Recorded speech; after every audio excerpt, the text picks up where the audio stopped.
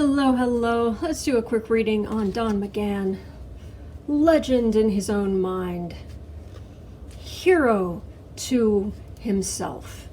You'll notice when any stories about Don Mcgahn ever come out, it's somehow the stories leak. And they come out, and somehow Don Mcgahn is the hero who did the right thing and stood up to whomever, and the story's leaking that he's really the hero. He's always the hero. The stories that leak about him are always to the glory of his name. So he's been told to turn over a huge amount of documents and to testify in front of Congress, and he is in the White House is saying absolutely not, and he thinks he can get away with, at least for right now, saying, well, you guys work it out between the House and the White House. I'm just going to sit over here until you work it out. It's like so Jerry, I think it was Jerry Nadler himself, basically responded and said, McGahn, get your rear end over here. Unless the White House goes to court and gets a court order to that says yes, there is executive privilege, your back end needs to be in a chair here. So Don Mcgahn,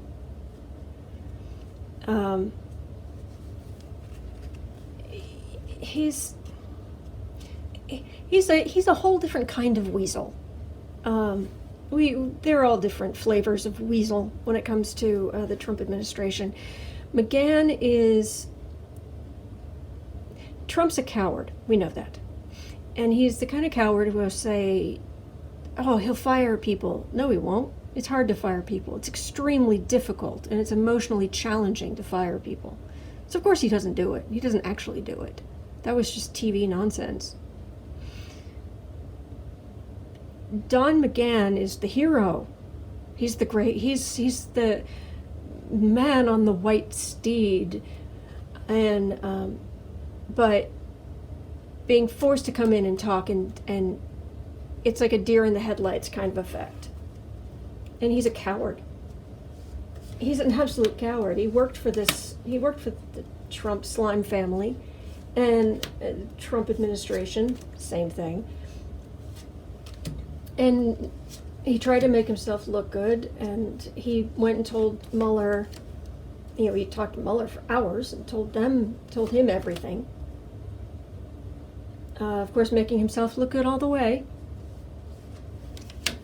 Kind of a Don Narcissus Mcgahn. And but trying to, even his energy is it's a little like you try to grab it and it's just, or try to touch it and it kind of twists out of the way, and he's slimy like the rest of them. It's just a different kind of slime. I'm getting 3 cards for some reason here. All right, 3 cards. Haha. Oh, he's done so much. He's been through so much of this entire reading is going, if any of it's through his energy, he has suffered. He is the hero, the suffering hero. And he talked to Mueller and gave Mueller so much. And now it's time for real heroes to step up. And we'll see if he's a real hero. And considering he's already saying, no, I'll just sit over here, I think we can guess how that's going to go. In the past, well, you big jerk, you got yourself into this situation, and then you felt stuck because you were working for a man who was constantly breaking the law, or trying to break the law. You took the job, you kept the job for as long as you did. Your own stupid fault. It's another reading. Gray steed, shining armor, cup of emotion, moving steadily through the reading to speak. Oh, okay. Boy, this is the energy I'm getting, and if you think you're getting old, me talking this way, Imagine just feeling this energy and not being able to do the reading without feeling this energy. Base of the reading. He definitely taught, it feels like he told Mueller, he gave Mueller everything, including the kitchen sink. There you go. There you go. All yours. And he they were so incompetent in the Trump administration at the beginning that they didn't even really, they didn't debrief him when he came back from talking to Mueller. So months later, it's like, what did you tell Mueller? It's like, well, I don't know. Above the reading. This is, again, stuff that I would have thought, he'd think of himself as the magician. But no, this is the stuff he told Mueller. This is about the things Trump did to obstruct justice and some other boneheaded things Trump did. This is all about what he told Mueller, and it's just swirling around him.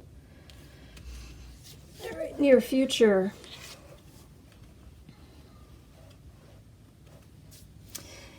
He has to go in. He's going to have to go to talk in public hearing in Congress. I don't know if it's going to be immediately, but that's what this is. This is him coming in, having to talk. Them asking, and he hums and haws as much as he can, but they start asking questions, especially there's some very, very smart women, especially former prosecutors or what have you, lawyers.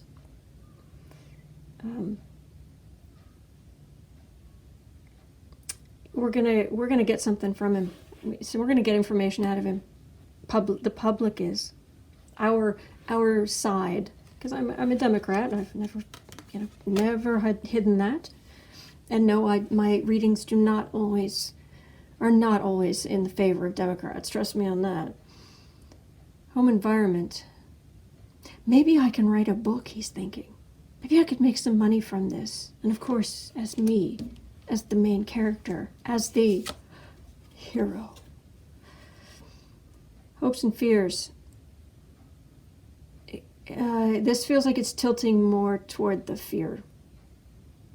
Sometimes hopes and fears, it's like, well, if it's justice, then one side wants justice, the other side knows they're guilty and doesn't want justice. But no, this is very much a trying to be positive, but it's tilting toward fear. I mean, it's pretty scary. Think about it. You get caught between the White House and the House committees and all the pressure he's under and and of course he has to emote about it. He isn't even the King of Cups. I'm sure that's coming because, of course, the hero has to have his grand exit. But he's very emotional. So it's all about the emotion. So, of course, he has to suffer for what other people see. Yeah. You're another flavor of slime. It kind of reminded me of the Four Horsemen of the Apocalypse. No, that's not what we're talking about here. That's not remotely what we're talking about here. But what I'm saying is that the Horsemen of the Apocalypse, they're all bad. They're just bad in very distinctly different ways. Yeah. Final outcome. Don Mcgahn. He's going to say as little as he can get away with, but it feels like it's not going to hold. He's going to end up giving them the farm. I mean, I'll just go in, or he's being told just give them a little or give them nothing, or and be temperate, but he goes in and he ends up having to leave a lot on the table for a lot of answers, a lot of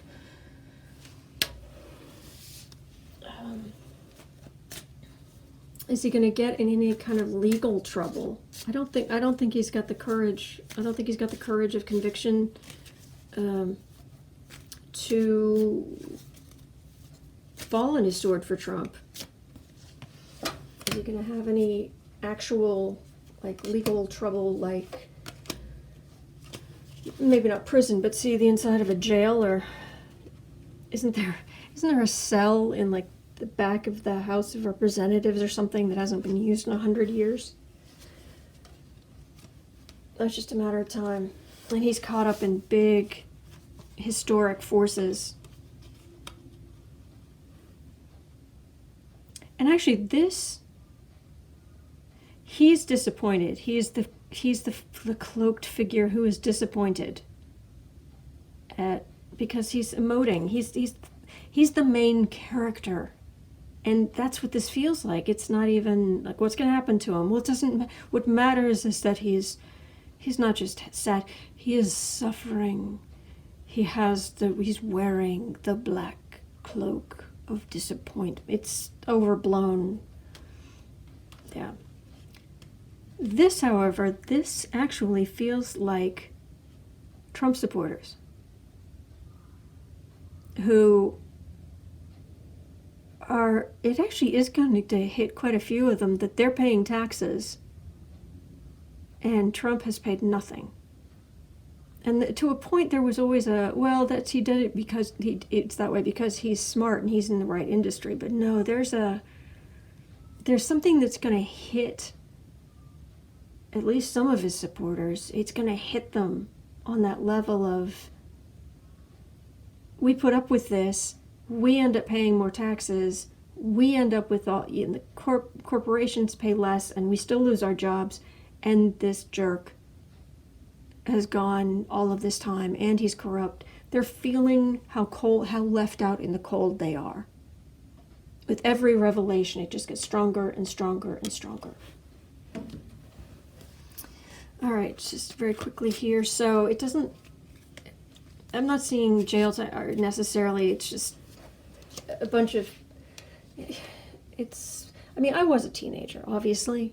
I wasn't created fully formed. I was a teenager. I was a teenage girl at some point. And I really disliked the implications at the time that teenage girls are so emotional. But that's kind of what he feels like.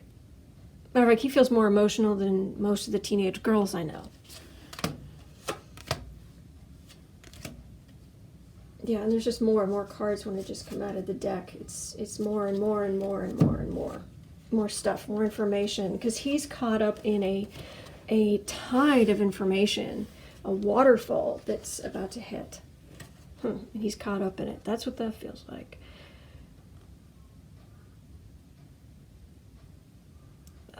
But he's going to do the right thing as a hero. He's going to end up having to say what he has to say, and yeah, he's a fool. But look at him. If you didn't know that was a fool.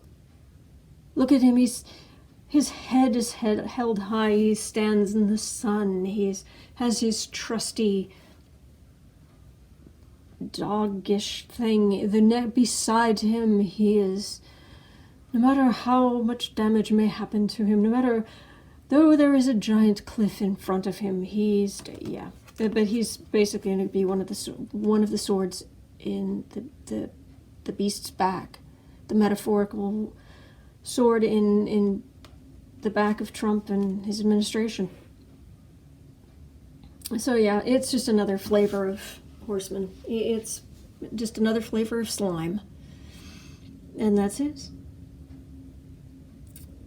But I guess that's what we should expect there. We'll see what happens, all right? But thank you so much for watching. I really appreciate it. And thank you to my patrons. This channel would not exist without you. It couldn't. All right? Again, hang in there. All right.